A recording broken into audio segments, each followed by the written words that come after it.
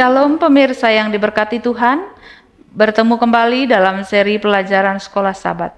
Sebelum kita mendengarkan pelajaran Sekolah Sabat, mari kita sama-sama tunduk kepala dan kita berdoa. Bapa kami dalam surga, puji syukur Tuhan, atas berkat-Mu kami akan mendengarkan Engkau berfirman melalui pelajaran Sekolah Sabat. Biarlah firman Tuhan yang akan kami dengarkan dapat membawa hati dan pikiran kami semakin dekat di hadapan Tuhan. Kami menyerahkan seluruh kehidupan kami ke dalam tangan-Mu. Sempurnakan doa kami dalam nama Anak Yesus kami berdoa. Amin. Pelajaran Sekolah Sabat Minggu 6 Juli 2025. Semak yang terbakar. Setelah Musa melarikan diri ke Midian, ia memiliki kehidupan yang relatif mudah. Dia menikah, memiliki 2 anak laki-laki, Gerson dan Eliezer. Keluaran 18 ayat 3 dan 4, dan menjadi bagian dari keluarga besar Yitro, mertuanya yang juga seorang imam di Midian.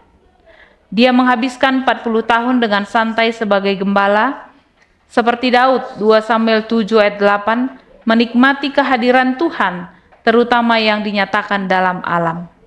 Namun kali ini bukan hanya sekedar mencium bau bunga atau mungkin dalam kasus ini kaktus gurun.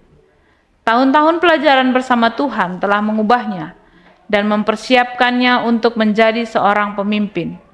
Tuhan juga memakai Musa di padang gurun yang sunyi ini untuk menulis di bawah ilham ilahi 2 dari kitab-kitab tertua dalam Alkitab, Ayub dan Kejadian. Lihat Ellen G. White, Alpha dan Omega jilid 1 halaman 293, Francis D. Nicole et al., The SDA Bible Commentary volume 3 halaman 1140. Musa juga menerima dari Allah wawasan-wawasan yang sangat penting tentang pertentangan besar, penciptaan, kejatuhan, air bah, para bapa leluhur, dan yang terpenting rencana keselamatan. Dengan demikian, Musa berperan penting dalam menyampaikan kepada seluruh umat manusia pengetahuan yang benar tentang Allah yang hidup, pencipta dan pemelihara kita, dan pengetahuan tentang apa yang Allah lakukan sehubungan dengan dosa yang telah mendatangkan malapetaka di planet ini.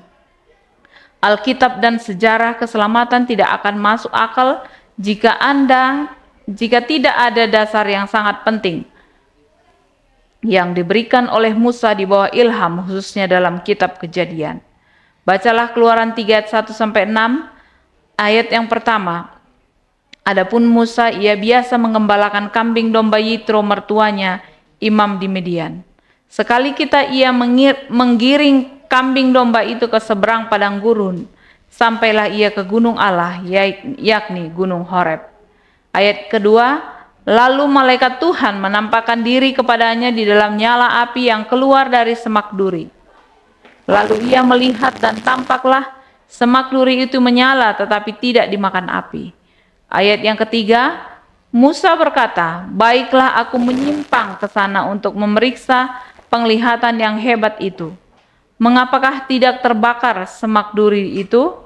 Ayat yang keempat, ketika dilihat Tuhan bahwa Musa menyimpang untuk memeriksanya, berserulah Allah dari tengah-tengah semak duri itu kepadanya, Musa, Musa, dan ia menjawab, ya Allah. Ayat yang kelima, lalu ia berfirman, janganlah datang dekat-dekat, tinggalkanlah kasutmu dari kakimu, sebab tempat di mana engkau berdiri itu adalah tanah yang kudus.